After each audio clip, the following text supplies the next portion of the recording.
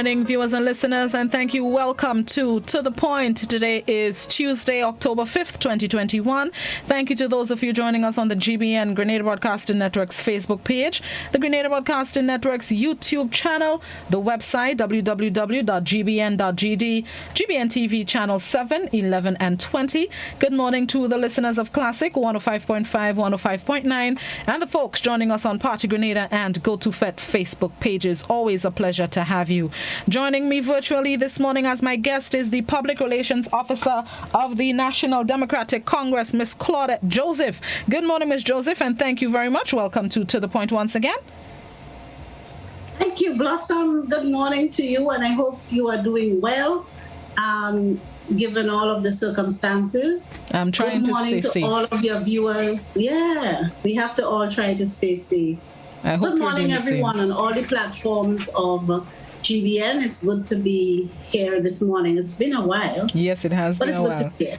Happy to have you back once again. The first things first, as has been the conversation for the past almost 2 years, COVID-19. I saw a recent news release from the NDC speaking about some of the thoughts on the COVID-19 situation in Grenada as it unfolds. What are some of the current concerns and how should I put it, and positives that the NDC has seen coming out of the handling of COVID-19, especially with this wave in the pandemic that we are experiencing? Well, I tell you, Blossom, I'll start with the positives first. Great. Right? As you know, from inception of the pandemic, the NDC proposed a united and collaborative approach because we've never seen this COVID-19 challenge as one that should be dealt with from a political partisan viewpoint. That has been our position from day one. And that is why from day one, in all our public utterances, we called for a united, inclusive, and collaborative approach to fighting COVID-19. Because COVID-19 does not see color. We all have had losses, and we know the losses occur in families who support the NDC and the NNP alike. And in this regard, I would just pause here to extend the sincerest condolences to the Minister of Sports, Minister Newland Bain, who lost her brother Peter yesterday. And actually his loss is a great one to the mass band and carnival fraternity. I got to know him during my stint on the Spice Mass Corporation. An avid and passionate mass man. A couple of years ago, his band won Band of the Year and all of that. So that would be a really great loss. His would be a really great loss to the cultural community and to the community of the Grenville and St. Andrew area. So condolences to you and your family, Andy and Colville and everyone else. And Miss Bain, Miss Annie Bain. Condolences to all of you from myself and the National Democratic Congress. We also lost a stalwart icon, a national icon, in the legal profession yesterday, Mr. Cosmo St. Bernard QC,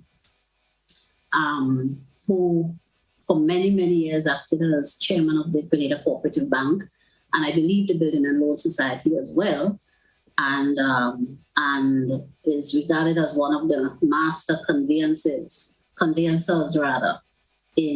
legal profession. So again, condolences to his children, Deborah, Trevor, Andrea, Stefan, and the staff at Lewis and Rennick. And it's tough, Blossom, every day. Every day you hear about 2-3 people who you actually know personally who didn't make it. And so getting back to the question you asked, there have no doubt been some positives. And one of them, the first thing I will give the Minister of Health and the COVID response team full credit for, I will say, is the efforts to encourage people to get vaccinated. It is a matter that is a source of division, I would say, division of views, diversions of views nationally. But I like to deal with evidence, facts, and statistics, backed by statistics and data. And the inescapable truth, Blossom, is that people who are vaccinated stand, as it relates to Grenada, a 97% chance of surviving COVID-19. The reason why I say 97% chance is because our figures show that 97% of the people who we have lost were unvaccinated. That's just what the figures show. And that accords, our data, our local data accords with the global data. It accords with global data. There are a few exceptions in respect of countries like Israel, Singapore, I think, and the United Kingdom, who are now having a higher rate of infections among the vaccinated. And there's a reason for that. That is because in those instances, you have between 75 and 85% of the population actually vaccinated. Compared to us, compared to Grenada here, we have about 24% vaccinated, right? I think it's around that now, a little less than 24, probably more like 22%. I'm trying to remember. I'll look for the figure. But it's in that region, between 22 and 24%. And so where you have a nation with high vaccination rate, you will see infections among the vaccinated higher than the unvaccinated, simply because there are more people in the population who are vaccinated. But what you're also seeing in those countries is that you're not seeing the health system overwhelmed. You're not seeing the hospitals overwhelmed. You're not seeing the morgues overwhelmed. So while you are having infections and you are having some deaths, it's nothing like what happened, for example, in the United Kingdom during their first wave when their population was not vaccinated. And so there has been no promise, there is no promise from the scientists that if you get the vaccine, if you take the vaccine, you would be inoculated, you would be immune from infection. You 100% will not end up in the hospital, or you will 100% will not die from the COVID. But what they're saying is that if you get vaccinated, you stand, in the case of Grenada, about a 96 or 97% chance of not dying from the virus. And for me, that is more than good enough. That is more than good enough reason. We have a hospital in Grenada that is designed to accommodate just over 100 patients. I think minus maternity ward and pediatrics. Just about 100, right? Between the two wards and the private block. And 2 weeks ago, we had 100 plus COVID patients alone at the hospital. As of yesterday, we had 63. That is in addition to the regular patients. That is in addition to the patients who have other ailments. So there is no doubt that we have a situation where our health facilities are stretched and overcrowded. If you engage nurses, you talk to nurses, they give you the horror stories. They're exhausted. They themselves are coming down with the virus. And we in the NDC are saying that if more people get vaccinated, we will see a concurrent reduction in the number of hospitalizations and deaths. And we want to save the lives of our people. We want to help save the lives of our people. And there are a lot of other propositions out there in terms of alternative remedies and so on.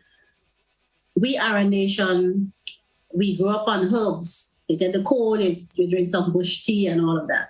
So we are saying, yes, do all of those things, right? Employ the natural remedies,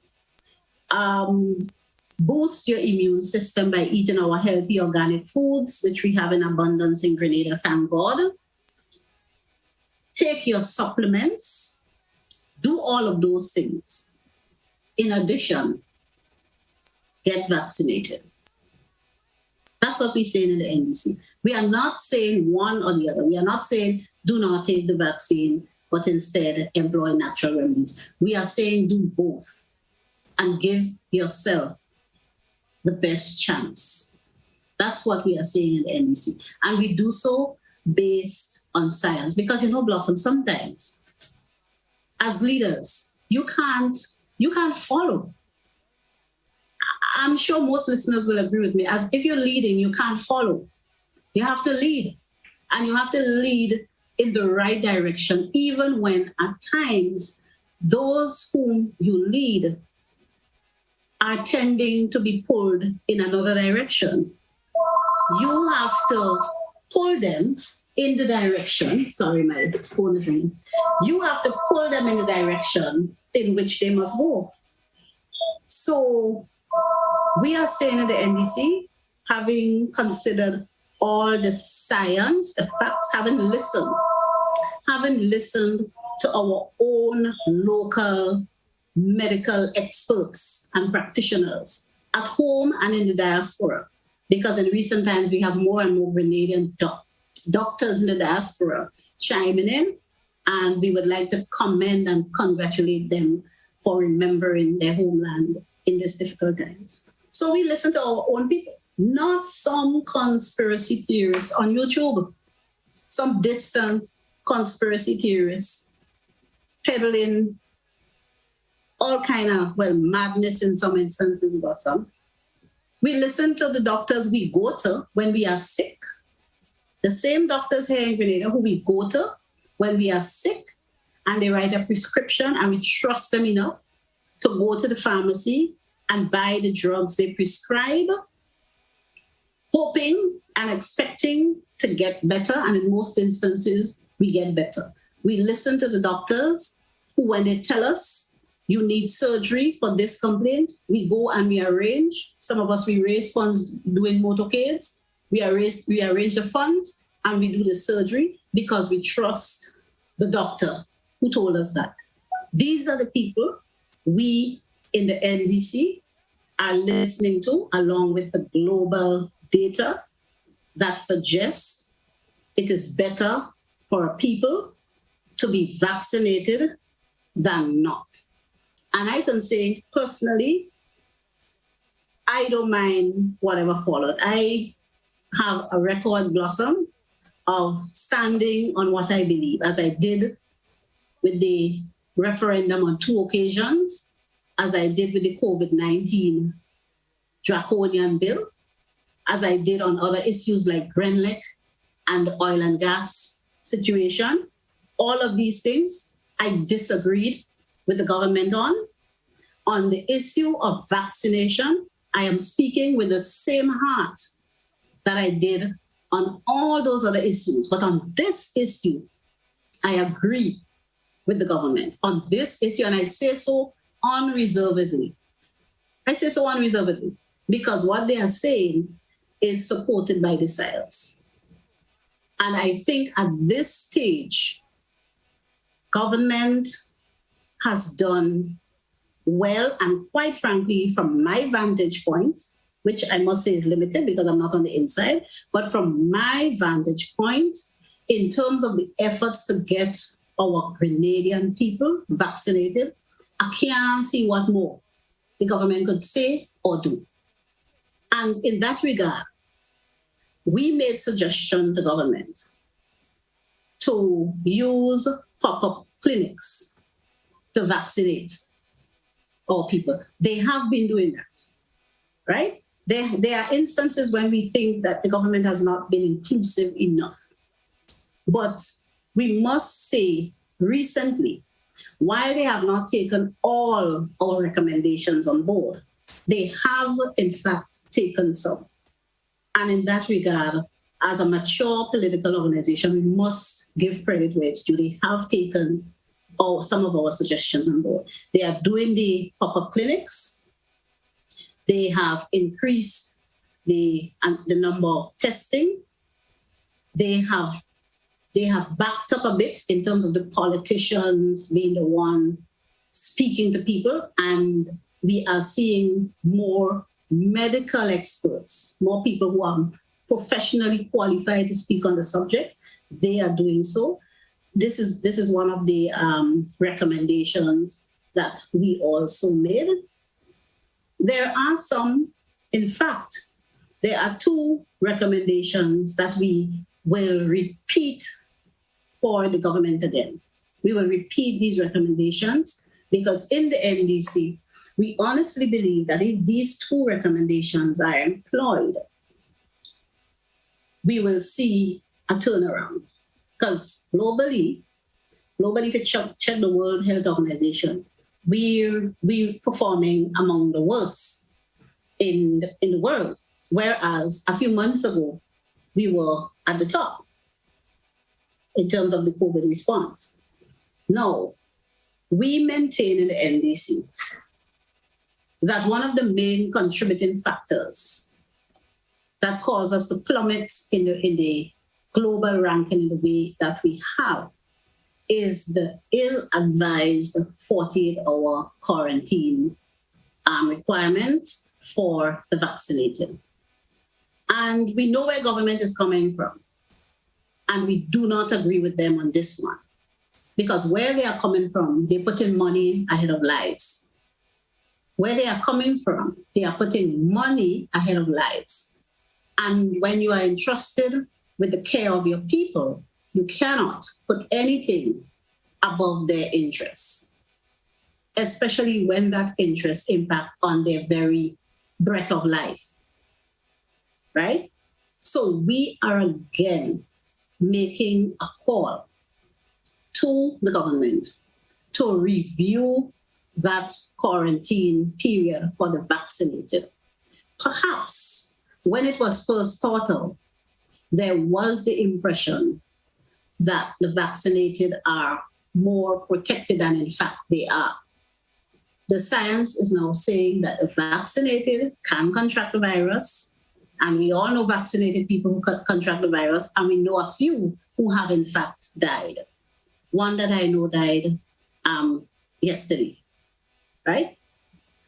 I know a vaccinated person at the hospital struggling for life now, and the outlook is not good. And that person is fully vaccinated. So it happens, right? The science also shows a small percentage is happened. But in Grenada, one is too many for us. One is too many. So we are calling on the government again to go back to that policy you have and have vaccinated people quarantine for a minimum of 5 days. That should give enough time to determine whether these people have COVID or not. Because COVID and the Delta variant, and so that we are struggling with in Grenada, it didn't emanate from here. That's a fact, right? It didn't come from here. There are certain things that happened internally that contributed and to the outbreak we have and the community spread, but it didn't happen from here. And it happened at the point where the authorities were to keep our borders secure under the quarantine law. Keep our borders secure. And there is a gap there. There's a loophole there. And we of the NDC are saying to the government, plug that hole by increasing the quarantine period for vaccinated people. That will help. Because we see the numbers going down a bit, blossom in the last few days in terms of the number of persons infected. We don't want it to spike again. We don't want it to spike again. And all you need is a couple of people to come in with the virus, do their 48 hour, but they infected and they interact with some people, and that's it. We could have another spike again, right? So we don't want that to happen.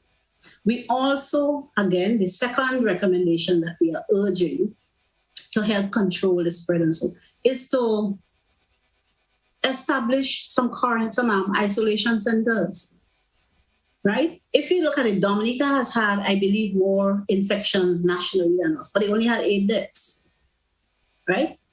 Set up the quarantine, the isolation centers. Use the schools. You have brigades going around the place, building bathrooms and toilets and so for political mileage. That's good because we need to get out of the pit latrine thing. It's been 2021, for God's sake. In fact, that's one of the things, the platforms on which I campaigned in the town of St. George last time. So I'm happy it's being done. But divert some of these brigades to enhancing the facilities at a few schools. School is out now. And set up some isolation centers. Schools or elsewhere, set up some isolation centers so that you do not have people commingling with the public after they're diagnosed with COVID-19. A friend of mine told me the other day, she's now at home with COVID. She started having symptoms. She called the hotline. True story, Blossom. She called the hotline. They told her she needs to go to the nearest health center to get tested. She said, well, I'm symptomatic already, so I would like you all to come. They said that they can't come, so you need to go. She said, I can't get there without taking the bus. They tell her, take the bus. So she takes the bus. She went to the health center. She and her 2 children all tested positive. The nurse then says to her, here's a prescription. Go to the pharmacy. She just got a positive diagnosis there. Go to the pharmacy, buy these medications, go to the supermarket, stock up, and go back home on the bus and quarantine for 14 days. That's craziness. True story. That's craziness. True story, Blossom. True story. Right? So we can't have that. This person was responsible enough to do the minimum. So she went and she got the medication for herself and the child, and she went straight back home. But she had no choice. She had to take the bus. All 3 of them had to get on the bus, right? And then made arrangements for somebody else to get the groceries and so, right? Another true story. Person with COVID, 14 days passed, but still have symptoms, right? Called the hotline. Are you going to come and test me again? They said, well, we have limited kits and so once you've passed the 14 days, you and your family could come out. I mean, true story. Well, that one is understandable because according to the science, after 14 days, you can't pass on the virus anymore, even if you still have symptoms. Okay, well, the people need to know these things. Fair right? enough. Because he said, well, look, all of us still have symptoms. I'm not comfortable going out there still coughing and whatnot. So I would think a tidy arrangement would be that people are tested and cleared. And I think that's generally what happens, right? You are tested and cleared. Not all the time, to be honest. You could go after 14 days. So there are a few things that we need to fix. And we in the NDC say that the isolation centers will greatly help with the spread of the virus. Because, when my friend told me that story the other day, I say, but so you mean the authorities literally spreading COVID in Grenada? I mean, like you literally, because if the nurses are put in the position where they have to tell the person who's diagnosed with COVID, come and get tested by taking the bus to come to us. You're positive, go in the pharmacy, get your medication, go in the supermarket, stock up for 14 days, then get on the bus and go back home. That's not going to help with bringing the numbers down. That's That's not going to help it bring the numbers down. And I mean, we understand the pressures, but we know also that certain funds were received by the government to fight COVID-19. So we are saying the government use some of those funds and fight COVID-19 by setting up these isolation centers, and also ditch the 48-hour quarantine policy. We believe that will greatly help, right?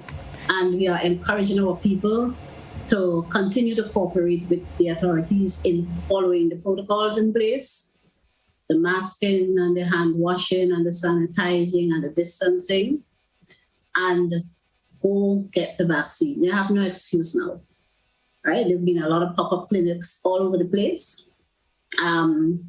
We have seen the government making a greater effort to be more inclusive. I was just about to ask about collaborations with other organizations, because it was on Sunday. I saw the Prime Minister posted thanks to a member of the party, Randall Robinson, for volunteering at the testing and vaccination site. So I wanted to ask if the party has seen more collaborative efforts coming from government in terms of working together and fighting COVID-19. Well, we have had a number of individuals in answering the call to the party, as Randall puts it. His party made a call for support in fighting the pandemic. And in answering the call by the NDC, this is how he's volunteering to help. Many of us are doing a lot of relief efforts, right?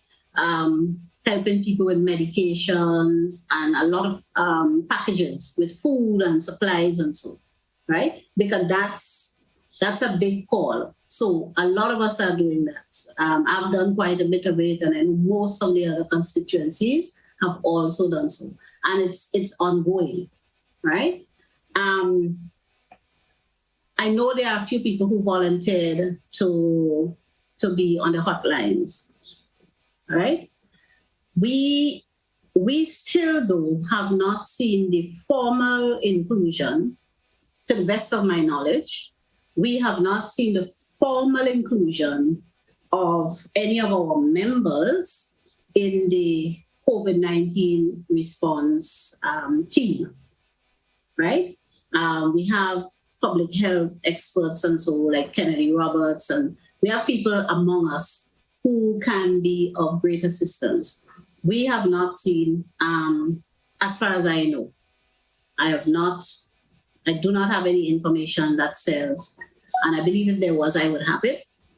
But I do not have any information that says that there has been any formal inclusion of our members in the official COVID response.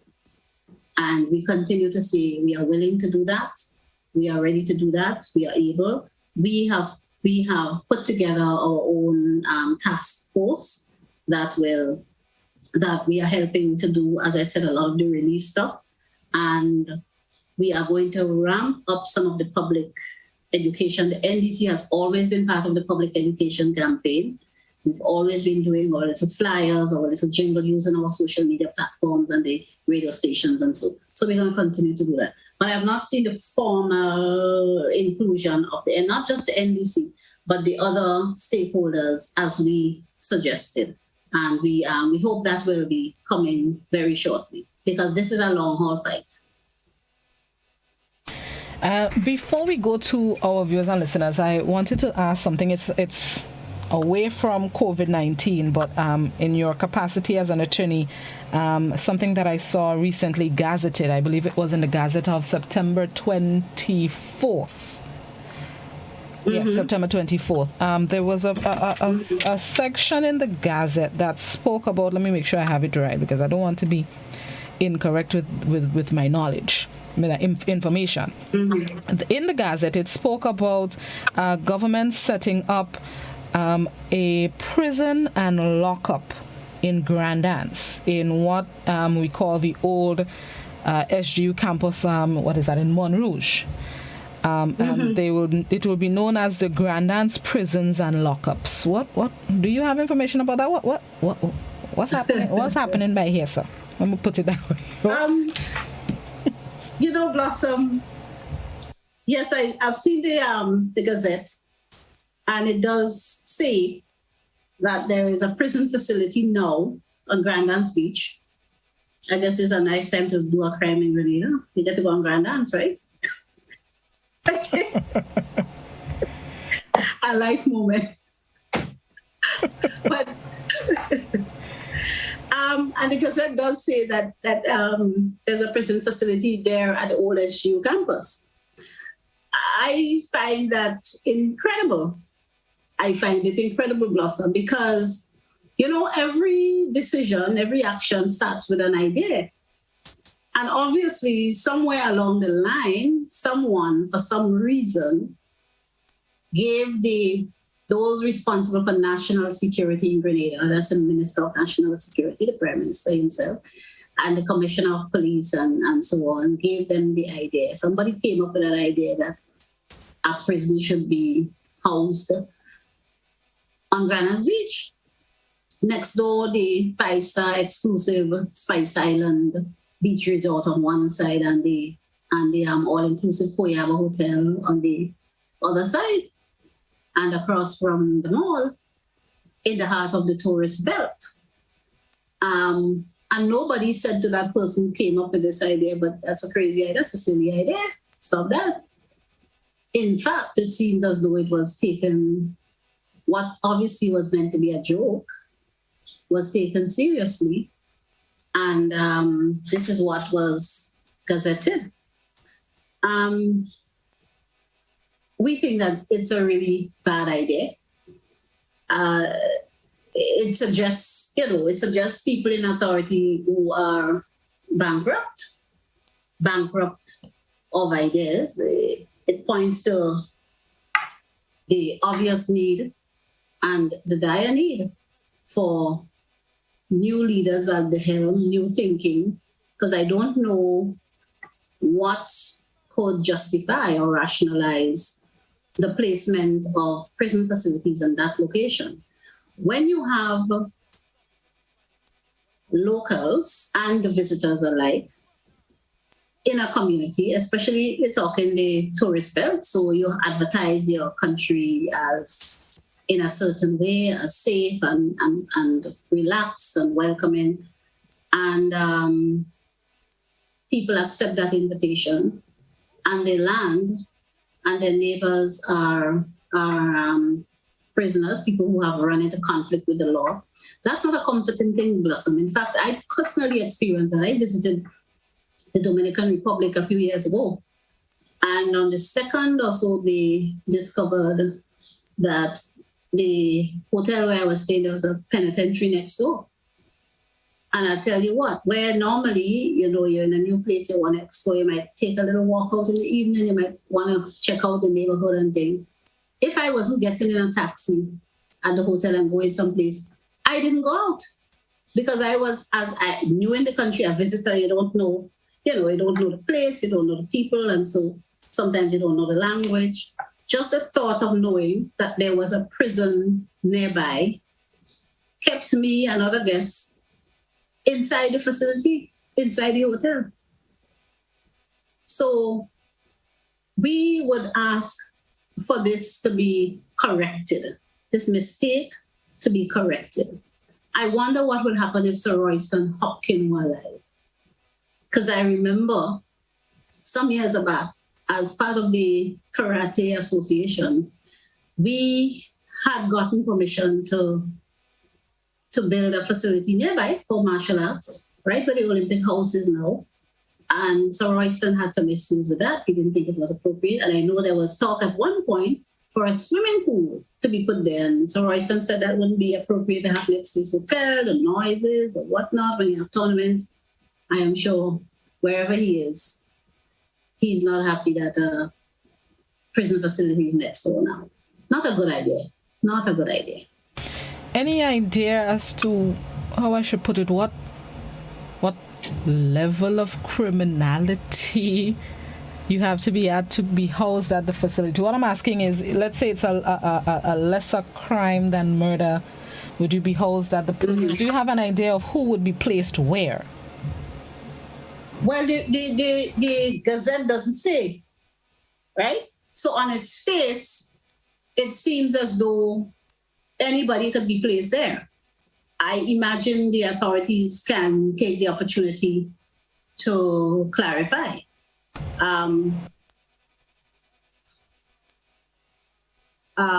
But there's nothing in the gazetted document that suggests who will be placed there, or what level of criminal you have to be placed there, or whether you be on remand or whatever.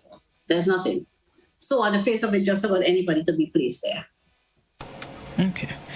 Let's go to our viewers and listeners who may have comments, questions, queries, concerns. Now is your time to ask them. The landline number, 435-2041. The WhatsApp number is also 435-2041. Please, only written messages on WhatsApp. And you can continue to post your comments, questions, queries, concerns on Facebook and YouTube. Let's go to our first caller. Good morning, caller. Good morning. Good morning. Every one of us seem to be very, very educated in Grenada. Now everybody talking about immunity. I'm not too educated and I don't know much about immunity. But people have a tendency to believe, as a lot of you all have been saying, eat good, eat that now, build your immunity. Can immunity be built in 2 weeks, 3 weeks, 4 weeks time? In other words, as you would know, Blossom, you have different types of immunity. I won't go into that. Don't ask me how I know that, because I learned it in school. Now, when we talk about immunity, we mean that you have it either with you or it would come. I don't know. I won't tell you how they pronounce those words, but they have acquired immunity and other kind of other immunity. Now, when I look at, we are saying about immunity, you go to certain institution in Grenada, maybe by accident or because of your sickness. When you go to this institution, they give you things to eat. Well, as you say, food. Imagine that. In some institution, I don't know if they had dietitian, but the diet seemed to be nearly the same thing, or if not the same thing, every single day, every morning. Do you think that they should have people to say what to cook, and possibly the government in this different institution should able to contribute to the menu, to prepare the menu? Okay. For example, they give only, let's say, bread, and they don't even give you a fish broth. They don't even give you a soup. Okay. It's time that they train those people. Send them to train before they go and cook in this institution. All right. Thank you very much. Ms. Joseph? Well, I am not medically trained. The most I've done in terms of that, I have O-level biology. So, as I said, I listen to those who are more learned than I am in the field of medicine and science. And I hear what the caller is saying. It is true, I imagine, that if you are used to eating badly, you can't boost your immunity overnight. But I imagine it can certainly help to start somewhere. And we are saying this is a good time to start to engage in healthy eating, healthy lifestyles. That includes proper diet and exercise. And that is what we encourage our people to do. And we are saying again, I repeat, those people, my phone keeps ringing. Those people who are proposing not to take the vaccine and to do it just with natural remedies. Natural remedies alone certainly won't help you if that has not been your lifestyle. So that's why we say do what is healthy in terms of the natural remedies and exercise and diet and whatnot, and get vaccinated. All right. Somebody on Facebook. Somebody on Facebook is inquiring, where Oh, of me. Where did you get the information that you cannot pass on the virus after 14 days? It's according to the CDC's guidelines. The CDC guideline, and even I believe it was a Minister of Health, our Minister of Health that spoke about it recently. According to the CDC guidelines, after an extensive, research, after 9 days, you cannot pass on the virus, but they say 14 for safety. So that's according to the CDC. You can always Google it and you can get more information as to exactly how they arrived at the 14-day period that you are no longer contagious. Yes, contagious is all, but that you can no longer pass it on. There's a difference in the contagious and yes, I think it's contagious, that you cannot pass it on. Infectious, not contagious. You are no longer infectious. That's it. After 14 days, sorry. I'm not sure myself, so... I'm guided by what you say. Because I was taken aback when I saw the Ministry of Health's news release that after 14 days you can go back to mingling in the public and you can leave home and so that's why I Googled it myself, and then I asked the minister about the 14 days, and that's when I understand after 14 days you're no longer infectious. I tell you something, I wouldn't want a person coughing and sneezing around me who I know. Amen. Amen. 14 days or not. Amen. 14 days or not. I wouldn't want that, Okay, all right. Let me take this question before we go to the break. Somebody on WhatsApp is asking, in a message from the NDC leader that NDC joined with the administration in fighting COVID. Most NDC supporters, including a popular talk show host, believes it's a wrong move and show followers the past election in St. Lucia how the opposition got into power. Question, what advice did the NDC give to the administration that they have been carried out? I think you answered that. Why isn't a joint conference with the PM showing we are all in this together? Well, a joint conference is not a bad idea, and I hope the PM is listening. We maintain that, listen, there are certain, and I have pointed out already, I don't want to repeat myself because time is short, but I did open by saying the advice or the suggestion that we've given that the government has taken on board. And it was just a few I mentioned in terms of the recent ones. But there were others in the past, because our former party leader, Ms. Bernadine, also did have a sit down with the Prime Minister in the early days. And things like the initial lockdown and the closure of the borders and so. These were recommendations that were made by the NDC. And look, there are certain aspects of the fight, of the COVID fight, that we don't think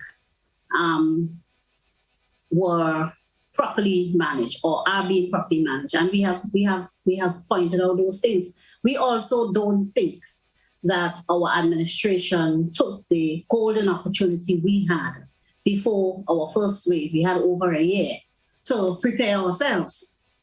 They did not do that. They fell down miserably, as a matter of fact, in that regard. Because there's no reason why we do not have a separate hospital well equipped for COVID-19 patients, because we had a long time. I believe it's the only country in the world that had such a long grace period before our first wave hit. So there was a lot of time. And personally, as a proud Grenadian blossom, and I know I say this for other members of my organization, I am frankly embarrassed to see the amount of begging for assistance we have to engage in, and the efforts that our Grenadians in the diaspora have to go through, crowdfunding, GoFundMe pages, fundraisers, whatnot, to help us with supplies and so, right? These are things we should have anticipated and prepared for. So we don't have to be appearing to be scrambling and panicking at the highest levels to deal with issues of the pandemic, right? We hear stories. Look, Barbados, for example, they got help from the government of Ghana and trained almost 300 nurses and healthcare assistants and so, right? In preparation, we did nothing of that. And we have a pool of people we have a pool of people who we could have trained. People who are enrolled in the MANI program, the environmental wardens, the traffic wardens. These are people we could have pulled from all of these sectors and trained them with the help of our friends in Cuba and China and wherever, right? Train them to be medical assistants, nurses aid, whatever, just for the purpose of the COVID, right? Counseling, right? I find it hard to accept, for example, and we in the NDC believe that when people are diagnosed with COVID, they are not requiring hospitalization, they should be given a little package, Blossom, a little package with some medicine in it, stuff to go home with to take. That is what they should get that at the health center, a little bag with your treatment in it. Instead of having to go to the pharmacy. Instead of telling these are some people, they don't have any money. That is what some of us have been doing in the NDC, actually helping people to get medication. Because some of these people are already unemployed based on the sector they closed, you know. We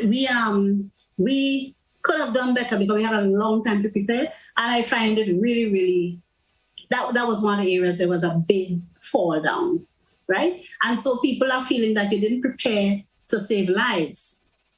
Instead, you're prepared for bodies because the refrigerated trucks got here and we still don't have a field hospital, right? And both can easily arrive and be mounted and ready. So you're preparing for the dead, but not to save the living. Let's take a break, Ms. Joseph, and then we're going to come back inside and wrap up the program. We have to end in just about 5 minutes as we prepare for the Prime Minister's address and postcap. So let's take a very quick break, and then we'll be back. This is To The Point right here on Classic and GBN. We'll be right back.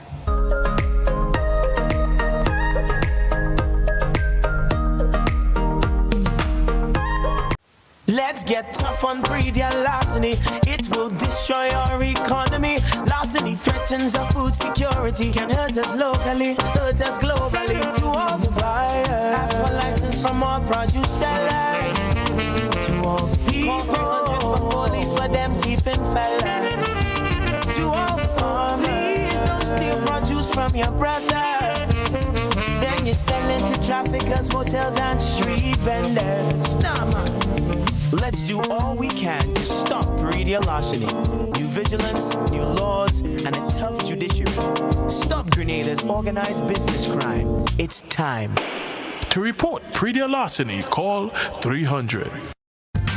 Government, private sector, civil society, academia, farmers, the Ministry of Agriculture, Lands and Forestry, in collaboration with the Food and Agriculture Organization, invites you to World Food Day 2021, the virtual edition, under the theme, Our Actions Are Our Future, Better Production, Better Nutrition, a Better Environment, and a Better Life.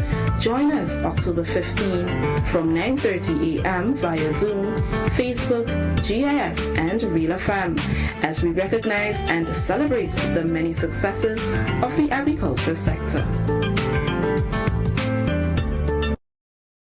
GBN Television News at 7, a pulse on all things Grenadian. Look out for our new features through expanded synergies with our media partners in Barbados, St. Lucia, Jamaica, Trinidad, and beyond.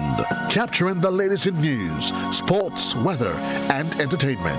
Credible, informative. Thank you for making us number one.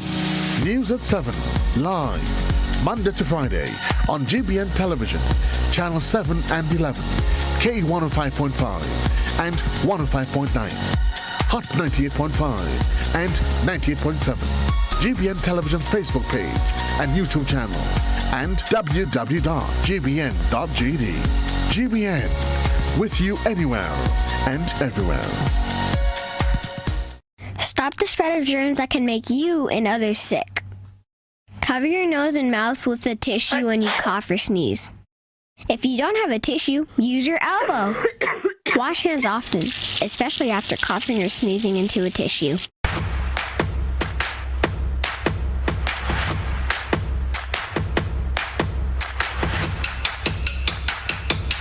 Looking for that injection of vibes and energy, of course? Well, I've got just that. Hi, my name is Gary, Mr. Smooth, and I'm inviting you to join me on the Hot Morning Show on Hot 98.5, 98.7 FM. Weekdays, Monday to Friday, 6 to 10 in the morning. I've got a healthy dose of your favorite and most infectious hits sampled with information, news, laughter, and all the other ingredients that go into making the hottest morning show on the radio, The Morning Heat. And while you're at it, don't forget to hit us up on WhatsApp, 435-7517. We've got topics, we've got discussions, calls, voice notes, and so much more. But I can't tell you everything. You gotta tune in. The Hot Morning Show on Hot FM 98.5, 98.7 with yours truly, Gary, Mr. Smooth. Kaboom!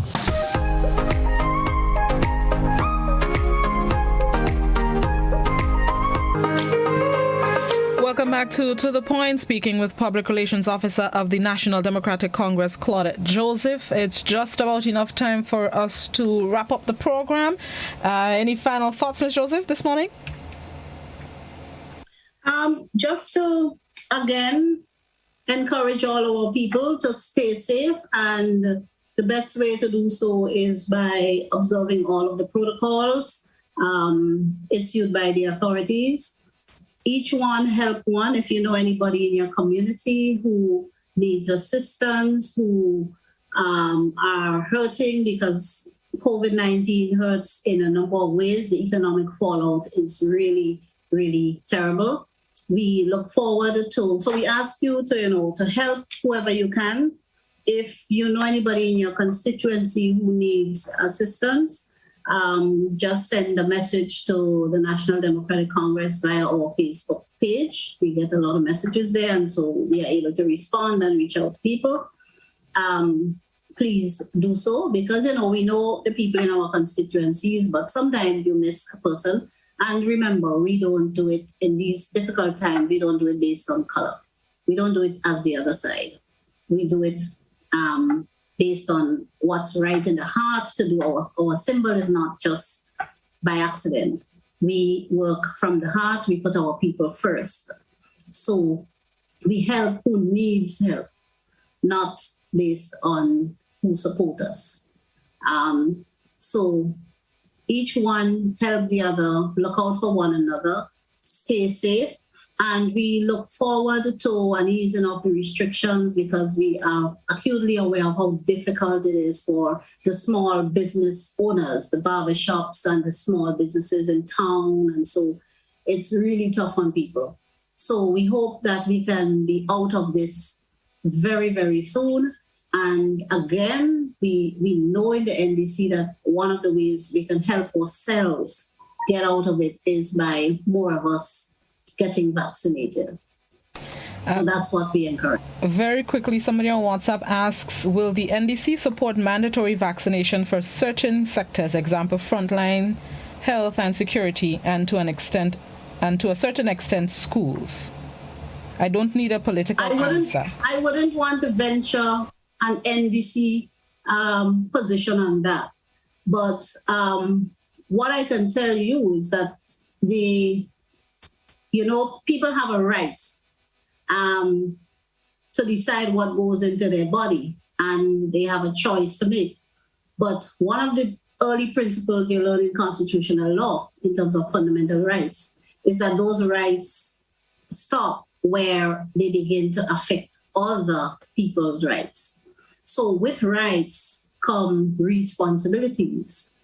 So if you have a right to something, you also must be responsible enough to not infringe on other people's right to the enjoyment of that right, other people's enjoyment of that right, by insisting on yours. That's where it stops. And I will go further to say that Chapter 1 of the Constitution, Section 1, speaks of the right to life. In fact, the Grenada Constitution is one of the few constitutions that actually speaks of the right to life. When I say constitution, I mean Caribbean constitutions. So when we are exercising our right to privacy, not to be vaccinated, or to whatever other rights people are asserting, we must remember that in asserting and exercising our rights, we do not infringe on others. So take, for example, our elderly, those people who live in homes. They live in homes, right? They don't go anywhere. Our eldest senior citizen, Miss Massima, she didn't go anywhere, right? People, a lot of our elderly and so have suffered. Our elderly was hit hard by the COVID-19, and these are people who did not go anywhere. And I wonder whether, just as the government and the Prime Minister encouraged certain sectors in the business, certain business people, he didn't mandate it, but he encouraged, he supported, he said he would not stop them from insisting that their staff get vaccinated. I wonder what would have happened if he had thought also of our vulnerable elderly for whom we have responsibility, and whether something could not have been done in relation to the workers and people who interact with our vulnerable and elderly, especially our elderly. I'm very upset about what happened to our elderly. So I wonder whether it would have been different. Because what the science also shows is that if you are vaccinated, while you can spread the virus, you are actually less likely to do so.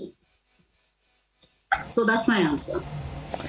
Thank you very much, Ms. Joseph. Always a pleasure to have you. Appreciate your appearance this morning, sharing your thoughts and the party's concerns as we continue to go through this trying time. Continue to stay safe. Thank you, Blossom, and you take good care and stay safe, everyone. Have a good one. Bye-bye. Public Relations Officer of the National Democratic Congress, Ms. Claudette Joseph. We thank her for being our guest this morning. And thank you, viewers and listeners, for tuning into To The Point. Always a pleasure having you.